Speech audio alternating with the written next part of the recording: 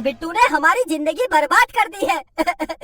पापा, इनको हम अपने घर के अंदर छुपा देते हैं, किसी को पता नहीं चलेगा। जल्दी उठा, कोई देख ना ले। उठा उठा। हाँ हाँ, खड़ी क्या है, उठा। हाँ हाँ। पापा, कहाँ रखूं? मेरी खोपड़ी में रख दे। खोपड़ी में? थोड़ा झुको। क्यों? अरे खोपड़ी ऊपर है, कैसे रखूं? पागल हो गया है क्या? है वहाँ बिस्तर में रख। बिट्टू के पापा, मुझे डर लग रहा है। अगर किसी